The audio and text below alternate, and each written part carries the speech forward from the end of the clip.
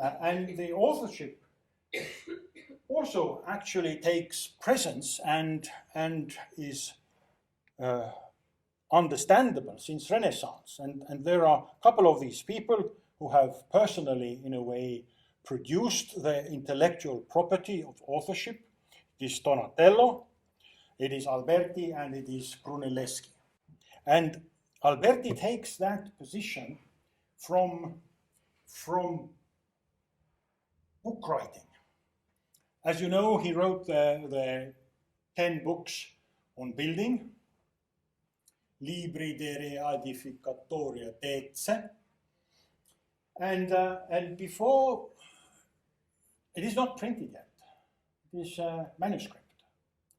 Before that, the manuscript culture was from the monasteries, that the monasteries were rewriting the manuscripts, but rewriting the manuscripts also meant that you have to understand it, you have to do the language analysis, you have to be aware of the situation, and very often the manuscripts were live objects. They changed due to the fact that somebody else was editing it. Somebody else was adding something which he thought had been copied wrongly by previous scribes.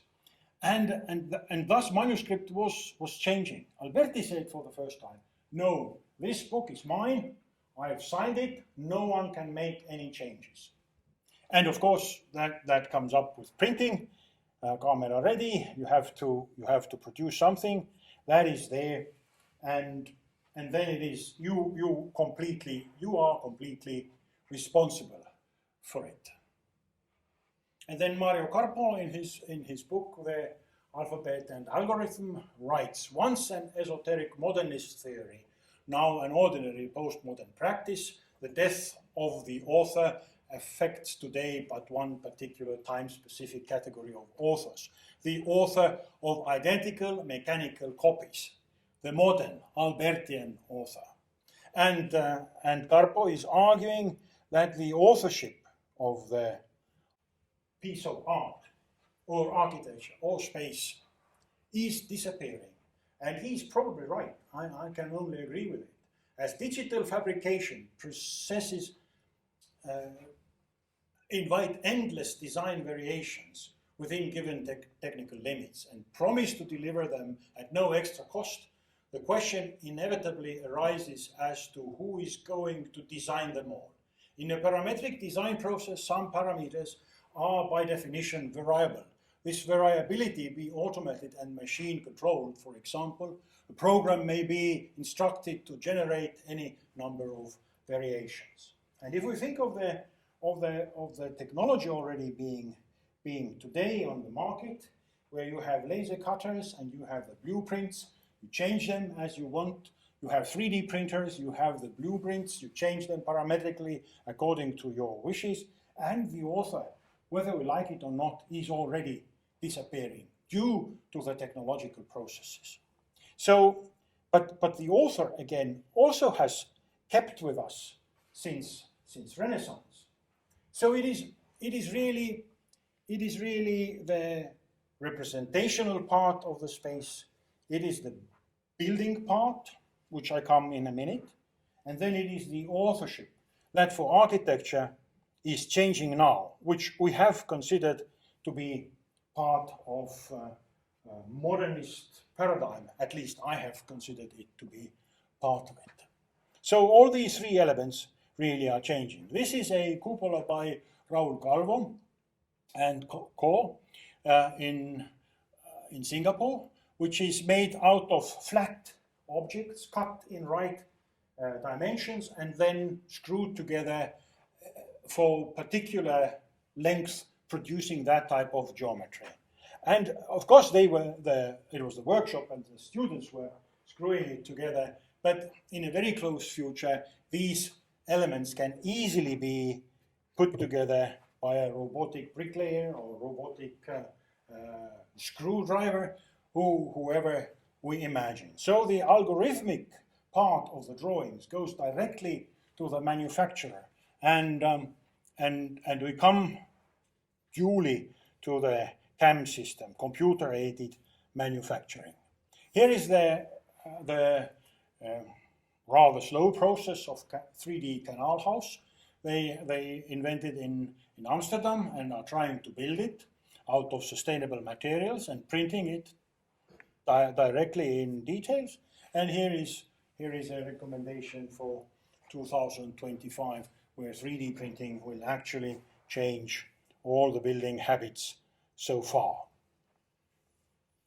So now go further on and say, okay, this is design-related professions that have seen this kind of end of modernism, and we are not really sure where this modernism started, whether it is the high modernism since Bauhaus or whether it's the long modernism since Renaissance. What is happening in other fields?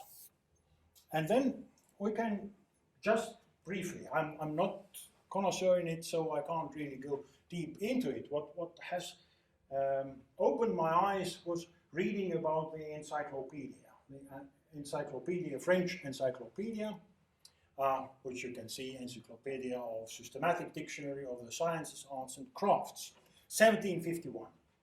And this is what they say is the real starting point of the first Industrial Revolution. It is because this encyclopedia systematically was describing things. It showed the images of things to be manufactured, and it took a kind of fetish type of thing, taking things apart, making the drawings, and then describing them. Again, here in section and in elevation from the Renaissance understanding of representation. And these encyclopedias went all over the place, and in very many places, active people and advanced people started to make their own copies of things, really. Machines, probably carts, like carriages, like this one. But to print the encyclopedia, you have to have printing. Printing actually starts pretty early, 1450. And I read an interesting story about Johannes Gutenberg. Do you know what was his first job before he started to print books from the small letters, putting them together? I could not have imagined it. But he was selling boxes. They were special boxes of mirrors. So it is still the period where the sacred bones and sacred relics were of high importance in the Catholic Church all over Europe, which produced revenue in the form of pilgrimages and of course fairs. Every 4 times a year, but sometimes even more, people came to the church, but they also made use of the fair and marketplace, which then churches again got their taxes from, because it was usually the southern side of the parish churches where the square was. And when people came to these places to look at the relics, Gutenberg was selling these boxes, and the idea was that there are so many people around the sacred relic, so that you put up your box with a mirror on top of it, so the mirror can see the relic, then you close the box, and then the imprint of the mirroring remains in the box, and you can take it home and be happy about it. So, which we have started last time, a mobile copy machine was what he was thinking about, and that reminds me of Terry Pratchett and his nano imps who were painting the picture in the iconograph as they saw.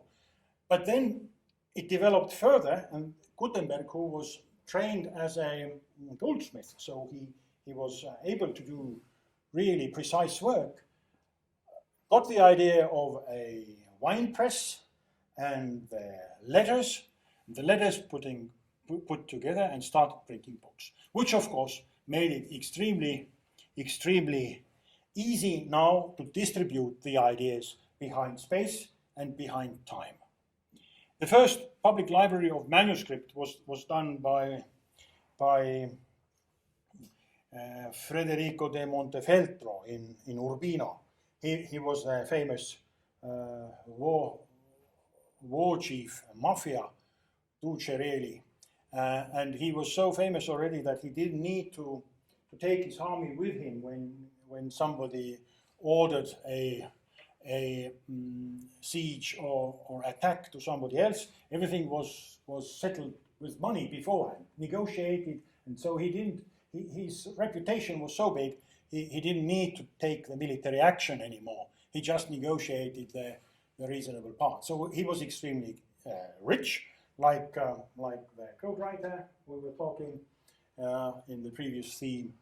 And all the famous Renaissance artists went through Urbino as their springboard, where they jumped into and were catapulted into the big art all over Europe. And he had the first manuscript library.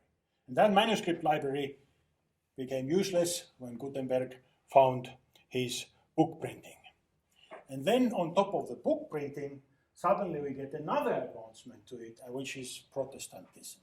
Of course, Protestantism would not have developed if the book printing wasn't instantly moving the ideas around northern part of Europe. And I think it was 1525 already when the first book in Estonian was reaching, or a part of it was reaching in Tallinn. So we see that there are several big ideas and big changes coming with Renaissance, and these are some of the guys who were there. I have not included the artists, architects, and sculptors who actually were working in the same field, but behind these names are, of course, very interesting development in Renaissance, which actually allows this modernism to start. Firstly, Arabic Indian number system, which allowed the formulas and calculus, analytical mathematics, because the Roman number system was not usable for that particular job. Anatomy and anatomical drawing, foreseeing the section or the other way around. Heliocentrical system, infinity of world and infinite number of heliocentrical systems by Giordano Bruno. Then Kepler, elliptical orbits, empirical experimentation by Francis Bacon, integral and differential calculus, which is without which is impossible code writing today, postulation of mechanics, book printing, gunpowder, all of that really starts the long-term Renaissance. And here is, I think, a capturing idea by Dalibor Wesley about how it came into being. That it is not a kind of rational system of logical sequences, but it is the human construct, ingenuity of human construct that really pushed mechanics into that form, where it was systematized by mathematics, abstract mathematics that gave a totally new and different language to the world. And he writes, the identity of understanding and creation was the last condition needed to open the door for mechanics to become the critical discipline in the formation of science and technology. It is important to see that it was not utilitarian and purely technical interest, but a metaphysical quest that gave mechanics such a privileged position. It was in the domain of mechanics that the mathematization of physical movement could be investigated or explored and finally accomplished. And this mathematization is really the background for the both first and second technological revolutions. And developed further, it is now the part of the third technological revolution. But it really comes from the idea that out of nothing comes nothing. Was changed with Augustinus, Aurelius Augustinus, or Augustinus the Great. And he said, God created everything out of nothing. And this is the image of the God creating ex nihilo, out of nothing, the whole world. And we can see as a nice humorous feeling that God is thinking out of the box. He is out of the frame. Otherwise, he would not have been the God. And the God in Greek was explained as the handicraftsman, the public worker, demiurgos. He was doing the work according to the real dimensions and the world of ideas, the world of forms. And now we also see that this new modernism, we don't know how to call it. Well, on the basis of today's lecture, we might just say that there are several modernisms, and maybe another one comes because it is modern, but we really do not know what this new paradigm will be about. But we are going to take the God's work. 3D printing living tissues. It is the artificial intelligence in war business. Apple getting people to be working in the AI business.